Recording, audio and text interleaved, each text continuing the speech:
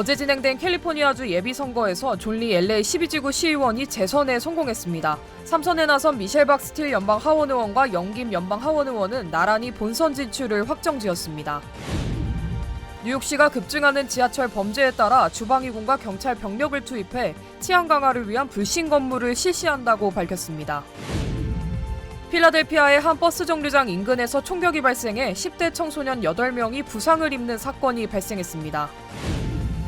미시건주의 한 창고에서 대규모 폭발 화재가 발생한 가운데 폭발 당시 날아간 파편에 맞은 10대 1명이 숨졌습니다.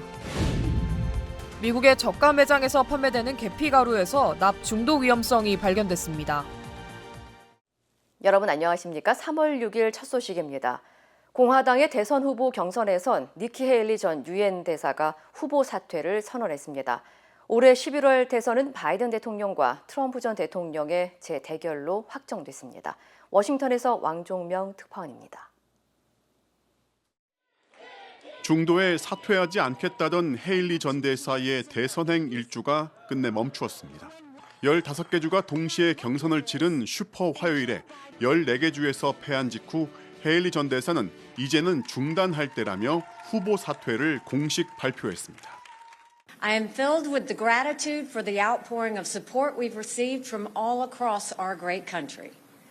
But the time has now come to suspend my campaign. 트럼프 전 대통령을 향해선 축하한다고만 했지 지지를 표하진 않았습니다.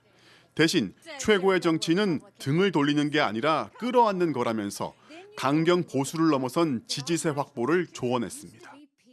It is now up to Donald Trump to earn the votes of those in our party and beyond it who did not support him. And I hope he does that. 헤일리의 사퇴로 트럼프 전 대통령이 공화당의 대통령 후보로 확정됐고 오는 11월 미국 대선의 구도 역시 4년 전처럼 바이든 대 트럼프 전 현직 대통령의 재대결로 굳어졌습니다. 경선을 시작하고 2달도 안 돼 민주공화 양당의 대선 후보가 결정됐지만 두 후보 모두에게 만만치 않은 숙제도 남겼습니다. 바이든 대통령은 가자 전쟁 이후 유색 인종과 진보, 젊은 층 같은 전통적 지지층이 이탈했다는 게 확인됐고 트럼프 전 대통령으로선 헤일리에게 표를 던진 온건 중도 보수로의 확장이 난제입니다. 바이든 대통령은 헤일리 전 대사의 용기를 칭찬하면서 트럼프는 필요 없다고 했지만 자신에겐 헤일리 지지자를 위한 빈자리가 있다면서 구애의 손길을 내밀었습니다. 워싱턴에서 MBC 뉴스 왕종명입니다. 어제 열린 캘리포니아주 예비선거에서 존리 LA 12지구 시의원이 재선에 성공했습니다. 양자 대결로 펼쳐진 이번 선거에서 존리 의원은 득표율 60%를 넘기며 과반 득표에 성공해 결선 없이 당선에 확정됐습니다. 연방 하원 의원 3선에 나선 캘리포니아주 45지구 미셸 박스틸 의원과 캘리포니아주 40지구 영김 의원은 각각 50% 이상의 득표율을 기록해 무난한 결선 진출이 전망됩니다. 캘리포니아주 47지구 연방 하원에 첫 도전한 민주당 데이브 민주 상원 의원은 현재 2위를 기록 중인 가운데 1위인 공화당 스캇 바우 후보와 결선에서 맞붙을 가능성이 높은 상황입니다. 한인타운이 포함된 LA 10지구 시의원에 출마한 그레이스 유 후보 역시 득표율 2위로 결선 진출이 예상되고 있습니다. 이외에도 캘리포니아주 34지구 연방하원에 도전한 데이빗 킴, 캘리포니아주 상원 37지구의 최석호 전 주 하원 의원, 캘리포니아주 하원 54지구 존 이 후보도 각각 2위를 기록하면서 결선 진출 가시권에 들어갔습니다. 최근 뉴욕시 지하철에서 승객들을 위협하는 범죄가 급증하면서 당국이 특단의 조치를 발표했습니다. 주 방위군과 경찰 병력을 지하철에 투입해서 치안 강화를 위한 불신 검문을 시작하겠다는데요. 수상하게 보이면 누구든 검문하겠다는 방침입니다. 이두현 기자입니다. 뉴욕 경찰국에 따르면 지난달 20일 기준 지하철 내 범죄는 266건, 전년 대비 22.6%나 증가했습니다. 범죄가 급증하면서 당국이 치안 강화를 위한 특단의 조치를 발표했습니다. 지하철에서 불심 검문을 실시하겠다는 겁니다. We are instituting random backpack checks, and they're random. They're not profiling, they are random. I know how it plays on your psyche when you hear about some random acts of violence, and that's why we must be proactive. 뉴욕 주정부는 무작위 가방 검사를 지원하기 위해 대규모 군 병력도 투입할 계획입니다. Bag checks will be conducted by over 1,000 members of the New York State Police, MTA Police, National Guard. In addition to what the city is doing, we're coordinating with the city of New York, so people will see this. 또 올해 말까지 승강장과 지하철 등 모든 곳에 방범용 CCTV 카메라를 설치해 감시 체계를 강화할 계획이라고 전했습니다. 강력범죄로 유죄 판결을 받은 자들에겐 지하철 출입을 금지하는 등 기존보다 처벌을 강화하겠다고도 내비쳤습니다. Anyone looking to do harm or spread fear on our subways, you will be caught. Plain and simple. There will be consequences. This has to end. 앞서 뉴욕시 정부는 지하철 플랫폼에 처음으로 차단막을 시범 설치하는 등 지하철 범죄를 예방할 다양한 방법을 강구해왔습니다. 다만 일각에선 당국의 정책을 환영하면서도 일정 기간 운영하고 끝나버리는 보여주기 행정이 돼선 안 된다고 지적했습니다. MBC 뉴스 이도현입니다. 오늘 오후 필라델피아의 한 버스 정류장 근처에서 총격이 발생해 10대 청소년 8명이 다쳤습니다. 필라델피아 경찰국은 오늘 오후 필라델피아 북동부 지역 코트먼 애비뉴와 라이징선 애비뉴 교차로에서 신원을 알 수 없는 3명이 차에서 내려 맞은편에서 버스를 기다리던 고등학생들을 향해 30발에 달하는 총격을 가했다고 밝혔습니다. 이 사건으로 당시 정류장에 서 있던 학생들 가운데 최소 8명이 총에 맞아 부상을 당하고 이 중 16살의 학생 1명은 위독한 상태로 알려졌습니다. 특히 필라델피아에서는 지난 3일 동안 이번 사건을 포함해 총격으로 청소년 11명이 다치면서 총기 범죄에 대한 우려가 더욱 커지고 있습니다. In 3 days, it'll have 11 juveniles shot who are going and coming from school. The cowardly acts that we've seen over the last 3 days are unacceptable. The fact that we have this situation where I've talked about it multiple times. The downstream impact when we do not address gun violence, when we do not address guns, is what we see the death. You know, and we are going to take press hard each and every day to deal with this issue as the mayor outlined. 한편 용의자들의 신원은 알려지지 않은 가운데 경찰은 현재 현장에서 도주한 범인들을 쫓고 있다고 전했습니다. 미시건주의 한 창고에서 대형 폭발 사고가 일어나 파편에 맞은 10대가 숨졌습니다. 클린턴 타운십 소방국에 따르면 지난 4일 오후 8시 50분쯤 전자담배 유통업체 창고에서 대형 화재가 발생했습니다. 당국은 폭발 당시 파편과 잔해들이 1마일 넘게 날아갔으며 날아온 파편에 맞은 소방관 1명이 부상을 입었고 사고 현장에서 400m 떨어진 곳에는 19살 남성이 파편에 맞아 숨졌다고 밝혔습니다.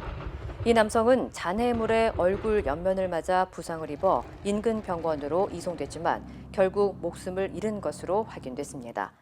주민들에 따르면 사고 현장에서 15마일 떨어진 마을까지 폭발음이 들렸고 일부 주민들은 집안의 물건이 흔들릴 정도의 진동도 느낀 것으로 전해졌습니다. A tremendous amount of fire. This by far was the biggest one that I've ever seen. The explosions were actually shaking the car. 한편 당국은 창고에 불법적으로 보관됐던 부탄과 이산화질소 용기들을 화재의 원인으로 보고 있으며 현재 정확한 경위를 조사 중이라고 밝혔습니다. 경찰이 용의자를 쫓던 도중 엉뚱한 집을 급습해 집주인에게 피해를 줬다는 이유로 400만 달러에 달하는 배상금을 물게 됐습니다. 콜로라도주 배심원단은 경찰의 수사 과정에서 헌법상의 권리를 침해당한 78세 여성 루비 존슨에게 덴버시가 126만 달러의 보상금과 250만 달러의 손해배상금을 지불해야 한다고 판결했습니다. 앞서 덴버시 경찰과 스와팀은 지난 2022년 트럭과 아이폰 등을 훔친 용의자를 추적하던 중 아이폰의 위치 찾기 정보를 기반으로 존슨의 집을 급습했지만 결국 아무런 증거도 찾지 못했습니다. 존슨의 법률 대리인 측인 미 시민자유연맹 콜로라도 지부는 당시 경찰은 정당한 사유와 증거도 없이 무장을 한 채 존슨의 집을 급습했다면서 기본권을 침해하고 위협을 가했다고 지적했습니다. 한편 덴버 경찰국은 이번 판결과 관련해 아무런 입장을 밝히지 않았습니다. 달러트리 등 미국의 저가 매장 등에서 판매되는 계피가루에서 납 중독에 노출될 위험이 제기됐습니다. 연방식품의약국 FDA는 달러트리, 패밀리 달러 등에서 판매되는 계피가루를 조사한 결과 장기간 노출되거나 어린이 건강에 치명적일 수 있는 수준의 납이 포함되어 있는 것으로 드러났다면서 제조업체에 해당 제품을 자발적으로 회수할 것을 촉구했습니다. 납 중독 위험이 제기된 제품은 라피에스타와 마콤, 슈프림, 트레디션 등 6개 업체에서 제조된 계피가루 제품입니다. 한편 어린이들이 납에 장기간 노출될 경우 학습장애나 행동장애, IQ 저하 등의 문제가 발생할 수 있는 것으로 알려졌습니다. 미 전역의 수십 개의 해안 도시들이 계속해서 가라앉고 있어 홍수 위험성이 우려된다는 연구 결과가 발표됐습니다. 네이처지에 발표된 보고서에 따르면 미국의 32개 주요 해안 도시들이 2050년까지 최대 30cm의 해수면 상승과 그에 따른 토지 침식으로 홍수 위험에 처할 수 있는 것으로 나타났습니다. 전문가들은 이 같은 현상으로 해안 지역 주민 27만여 가구와 17만여 개의 재산과 소유지들이 영향을 받을 수 있다고 설명했습니다. 특히 뉴욕시와 애틀랜틱 시티 그리고 보스턴과 뉴올리언스, 샌프란시스코 지역은 고도가 낮고 침하율이 높아 더 빠른 시일 안에 홍수 위협을 받을 수 있다고 경고했습니다. 실제로 미시시피주의 빌럭시 지역은 매년 약 5mm씩 가라앉고 있다고 덧붙였습니다. 한편 전문가들은 이 같은 침식의 원인으로 지하수와 석유 등의 과도한 추출을 주요 원인으로 지목했고 또 지진과 무거운 건물 등도 원인이 될 수 있다고 분석했습니다. 캘리포니아주에서 로즈의 배송 트럭을 훔친 운전자가 오랜 시간 동안 경찰과 추격전을 벌이다 체포됐습니다. LA 경찰국에 따르면 오늘 오전 말리부 퍼시픽 코스트 하이웨이에서 트럭을 훔친 운전자가 경찰의 추격을 피해 시속 80마일 이상으로 역주행하며 달아났습니다. 하지만 미끄러운 빗길과 많은 차들이 다니는 고속도로에서 추격이 더 이상 위험해지자 추격이 일시적으로 중단됐고 이후 도난 트럭이 벤츄라 카운티로 진입하자 캘리포니아주 고속도로 순찰대가 추격을 이어갔습니다. 2시간가량의 추격을 벌인 끝에 결국 트럭은 노스뱅크 드라이브와 벤츄라 블러버드의 교차로 부근 갓길 잔디밭에 갇히면서 멈춰 섰습니다. 이번 추격 과정에서 트럭 운전자는 고속도로에서 차선을 바꾸면서 최소 3대의 차량과 충돌한 것으로 알려졌습니다. 한편 경찰은 오후 2시 40분쯤 운전자를 체포했다고 밝혔고 트럭이 정확히 언제 어디서 도난됐는지는 조사 중이라고 전했습니다. LA 동물보호소가 포화 상태로 위기에 처했습니다. LA 동물보호소의 한 관계자는 보호소 규모에 비해 유기견들은 증가하고 입양되는 수는 극히 적어지면서 수용 공간이 부족한 상태라고 밝혔습니다. 해당 관계자는 동물보호소에서 포화 상태가 지속되면서 관리가 힘들어지자 800마리의 유기견과 유기묘들이 안락사 명단에 올랐다는 글의 내용을 폭로했지만 현재 동물보호소 측은 해당 글이 사실이 아니라고 반박한 것으로 알려졌습니다. 다만 LA 동물보호소는 포화 상태가 지속되고 있는 것은 사실이라면서 주민들에게 입양과 임시 보호 등의 조치가 절실히 필요하다고 도움을 요청했습니다. 연방준비제도 파월 의장이 올해 안에 기준금리를 내리겠다는 입장을 분명히 했습니다. 다만 물가가 더 확실히 잡혔다는 확신이 필요하다고도 언급했습니다. 뉴욕에서 임경아 특파원입니다. 현지 시간 6일 미국 연방하원 금융서비스위원회 청문회에 출석한 연방준비제도 제롬 파월 의장. 파월 의장은 경제가 예상 경로로 움직인다면 올해 어느 시점에서 지금과 같은 긴축적인 통화정책을 되돌리는 완화 정책을 시작하는 게 적절할 것이라고 말했습니다. 다만 경제 전망은 불확실하며 물가 상승률 목표치인 2% 달성은 보장되지 않았다고 진단했습니다. The committee does not expect that it will be appropriate to reduce the target range until it has gained greater confidence that inflation is moving sustainably toward 2%. 올해 안에 금리를 내리긴 내리겠지만 서두르지 않겠다는 기존 신중론을 다시 강조한 겁니다. 지난 1월 연방공개시장위원회 FOMC 의사록에서 나타난 연준 위원들 입장과 같은 내용입니다. 파월 의장은 신중론을 유지하는 배경으로 미국 경제가 튼튼하다는 점을 들었습니다. 경기 침체 가능성을 묻는 질의에 파월 의장은 미국 경제가 견조한 속도의 성장세를 지속할 것으로 예상한다며 가까운 미래에 침체에 빠질 증거나 이유는 없다고 대답했습니다.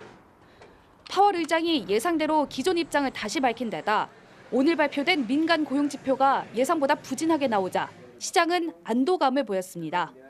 뉴욕 증권거래소에서 S&P 500 지수와 나스닥, 다우존스 지수는 모두 상승세를 보였습니다. 파월 의장은 내일 상원은행위원회에 출석할 예정입니다. 뉴욕에서 MBC 뉴스 임경아입니다. 힘들고 어려울 때 실력 있는 변호사가 필요하십니까? 60년 역사의 대형 로펌 KMFM 로펌의 최미수 변호사와 함께하세요. 교통사고, 민사법, 형사법, 가정법 등 풍부한 경험과 최고의 실력으로 완벽하게 도와드립니다. 최고의 보상을 책임지는 실력 있는 대형 로펌. 도움이 필요할 때 강한 힘이 되는 변호사. KMFM 로펌 최미수 변호사. 213-427-2350. 한국 시간으로 어젯밤 발표된 더불어민주당 경선에서 비이재명계 현역 의원들이 줄줄이 탈락했습니다. 반면 도전자로 나선 이른바 친명계 후보들은 대거 공천 티켓을 따냈습니다. 김민영 기자입니다.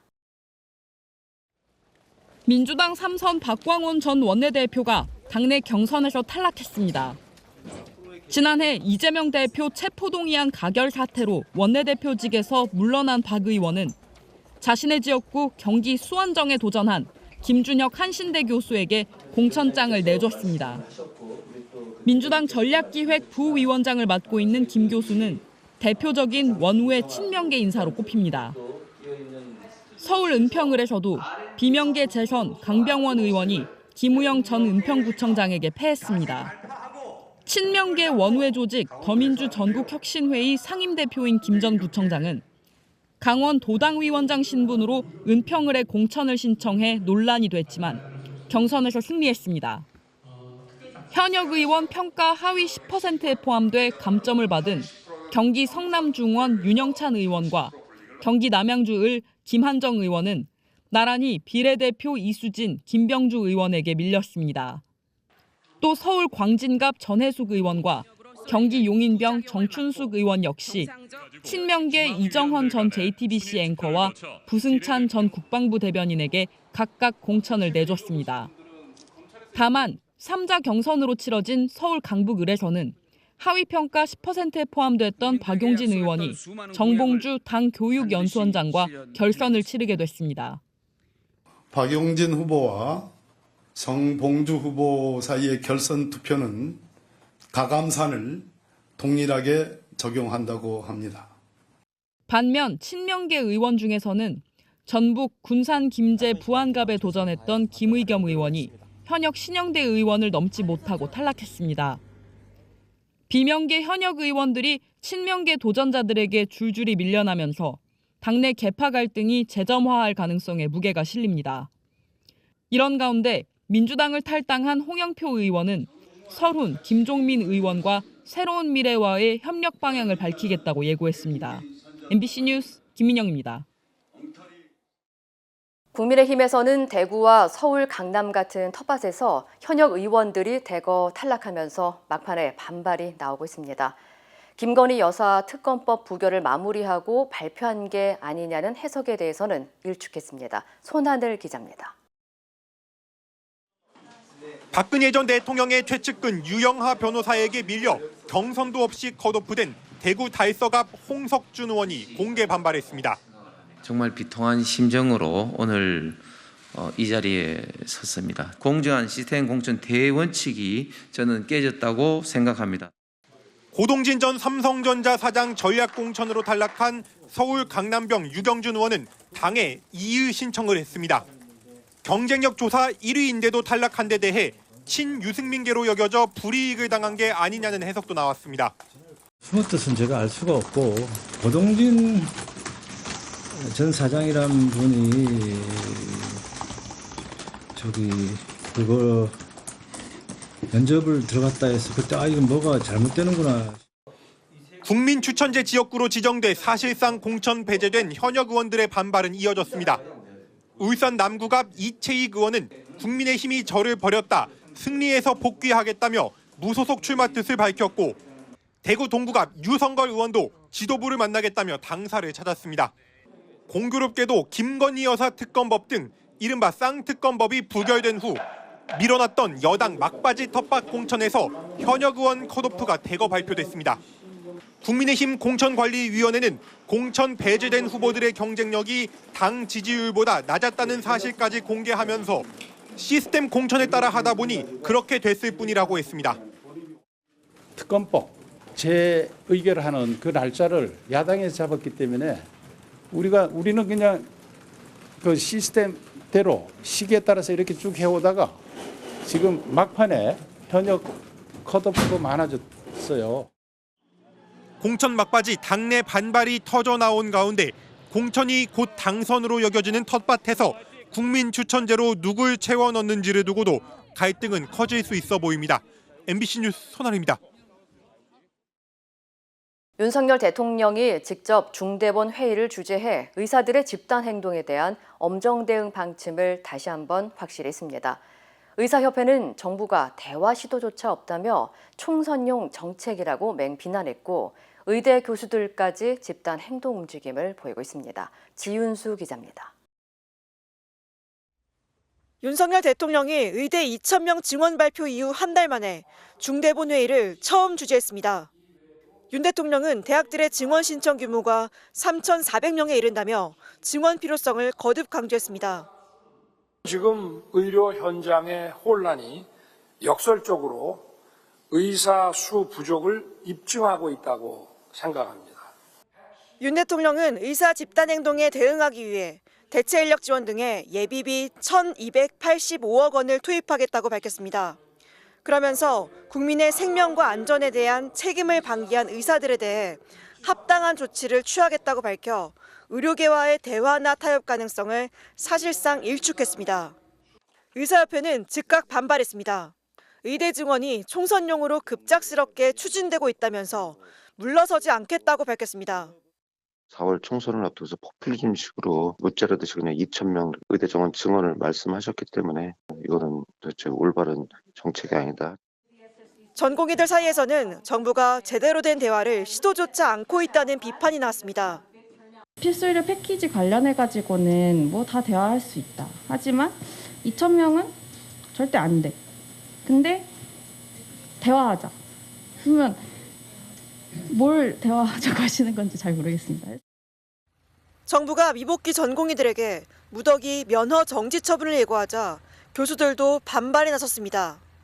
강원대 의대 교수들의 삭발식에 이어 경상대 의대에서는 교수 2명이 사직서를 냈고 12명이 보직에서 물러났습니다. 의사협회 간부 중 처음으로 경찰에 출석한 주수호 홍보위원장은 10시간 동안 진행된 조사에서 전공의 집단행동 교사 혐의를 부인했습니다. 물어본 것 중에 중요한 게 혐의 사실을 인정하느냐. 당연히 그런 사실이 없으니까 인정 안 한다고 그랬죠. 경찰은 오는 9일 노환규 전 의사협회 회장, 12일 김태구 비대위원장 등 나머지 간부들도 차례로 불러 조사할 방침입니다. MBC 뉴스 지은수입니다. 수온 상승으로 오징어가 씨가 말랐다는 소식 전해드렸는데요. 한치가 식탁을 대신할 수 있을 것 같습니다. 최근 한국이 세계 최초로 한치 인공 부화에 성공했습니다. 장성훈 기자입니다. 다리 길이가 한치, 즉 3cm 정도로 짧아서 이름 붙은 한치입니다. 바다에서 잡아와 수조에서 키운 지 2달 만에 짝짓기를 하고 알을 낳습니다. 이후 60일이 지나자 몸 길이 1cm 크기의 한치 유생이 알을 깨고 나옵니다. 수조에서 자연 산란을 유도해 인공 부화에 성공한 건데 세계 최초입니다. 어미를 육상에서 사육해서 어미가 이제 교미를 하고 그리고 한치가 산란하고 그 2달 동안 한치가 부화를 하는 그 과정을 저희가 관리해서 유생 단계의 한치를 건강한 개체로 키워 어자원 조성용으로 연안에 방류하는 것이 최종 목표입니다. 하지만 현재까지는 유생 단계의 초기 먹이 생물을 찾지 못해 대부분 부화 후에 죽고 마는데 이에 대한 연구가 큰 숙제입니다. 이번 연구는 국민 생선으로 불리던 오징어가 고갈 위기에 처한 반면 한치의 어획량은 급증하는 어변실에서 시작됐습니다.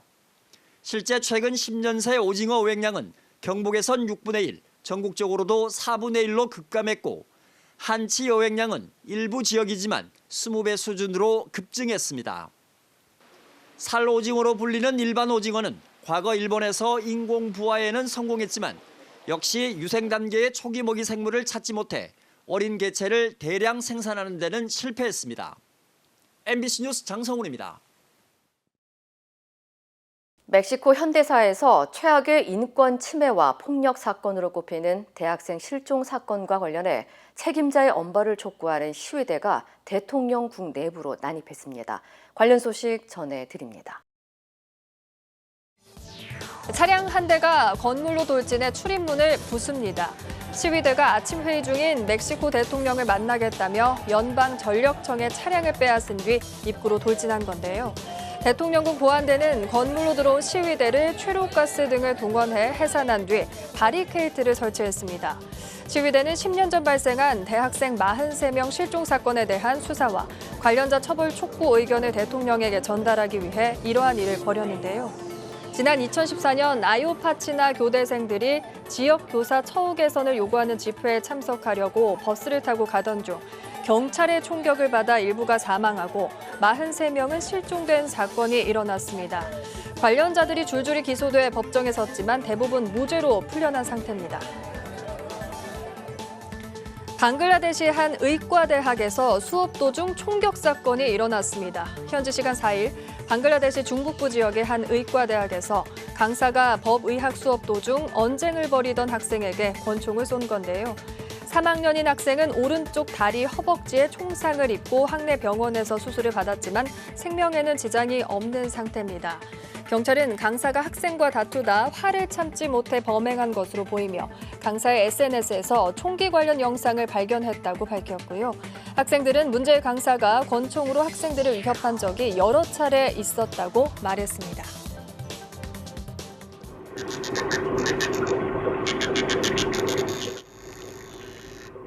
소음의 주인공은 몸 길이 1cm 남짓의 작은 물고기인데요. 물속이라 크게 들리지 않는 것 같지만 소음은 무려 140데시벨, 사이렌 소리와 맞먹는 수준입니다. 다니오넬라 세러브럼이란 이 물고기는 2021년 미얀마의 타칸 하천에서 발견됐는데 지금까지 알려진 척추동물 가운데 뇌가 가장 작습니다. 독일 과학자들이 작은 몸체에서 어떻게 큰 소리를 내는지 연구했는데요. 수컷만 소리를 내면서 다른 물고기들을 통제하는 걸로 보여 소리를 통해 계층 질서를 확인하는 걸로 추정했습니다. 이 시각 세계였습니다. 인터넷과 SNS에서 화제가 된 소식들 알아보는 투데이 와글와글입니다. 한 30대 9급 공무원이 민원에 시달리다가 온라인에 신상까지 유포된 뒤 사망한 사실이 알려져 논란이 커지고 있습니다. 한 온라인 카페에 올라온 댓글입니다. 주무관이 퇴근했다. 집에서 쉬고 있을 이 사람 멱살을 잡고 싶다면서 공무원을 비난하는 내용인데요. 지난달 29일 경기도 김포에서 도로 파임을 복구하기 위해 보수공사가 진행됐는데 도로가 일부 차단되면서 정체가 생긴 데 대한 항의글입니다. 특히한 누리꾼이 이 공사를 승인한 공무원의 실명과 소속 부서, 전화번호를 공개하면서 비난이 쏟아졌습니다.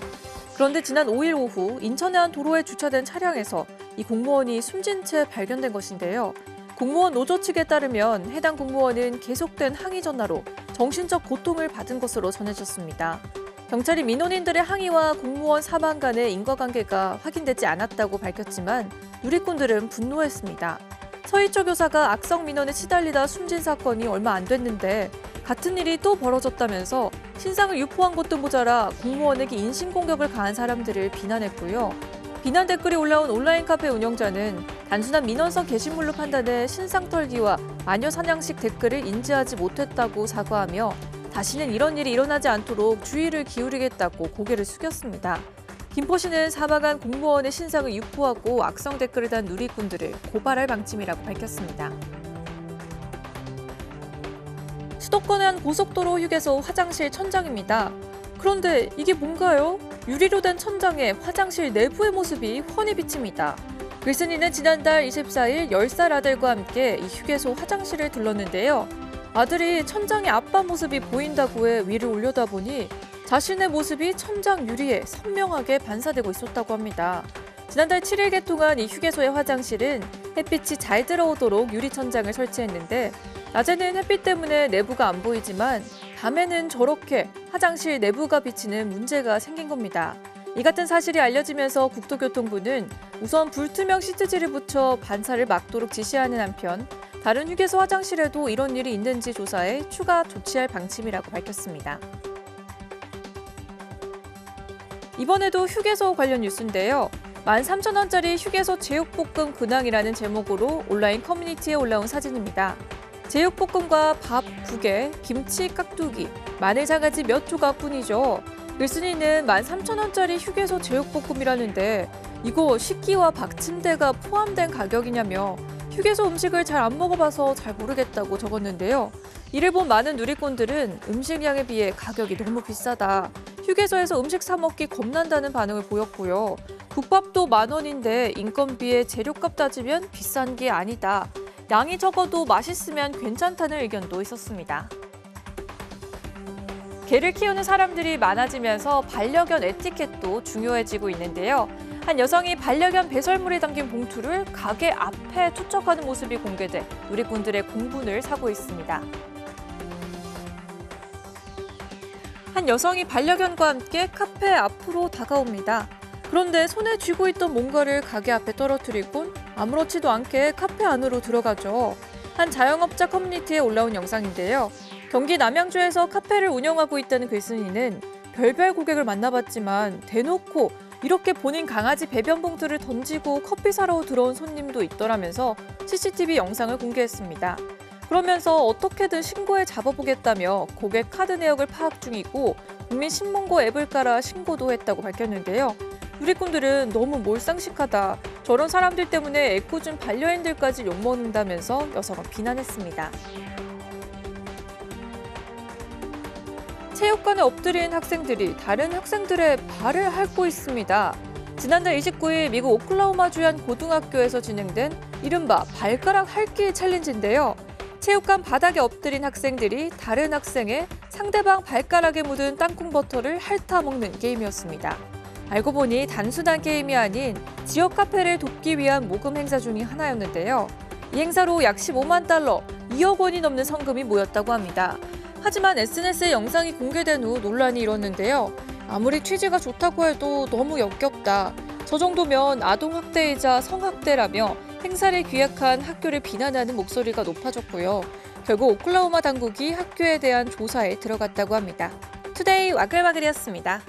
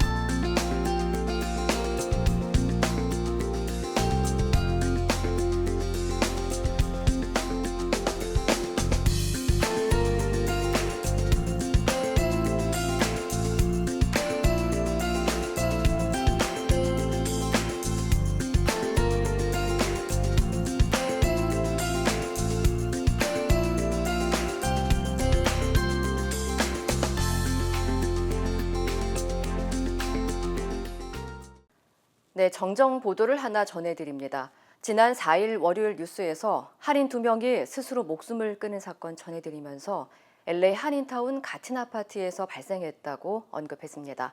숨진 한인 여성 이모 씨는 팔로스버디스 지역 자택에서 숨진 것으로 확인됐습니다. 보도 이후 오해 소지가 있었던 점 다시 한번 사과드립니다. 해당 내용을 정정하고 가족들께 진심으로 사과의 말씀 전합니다. 이상으로 3월 6일 뉴스를 마칩니다. 시청해주신 여러분 고맙습니다.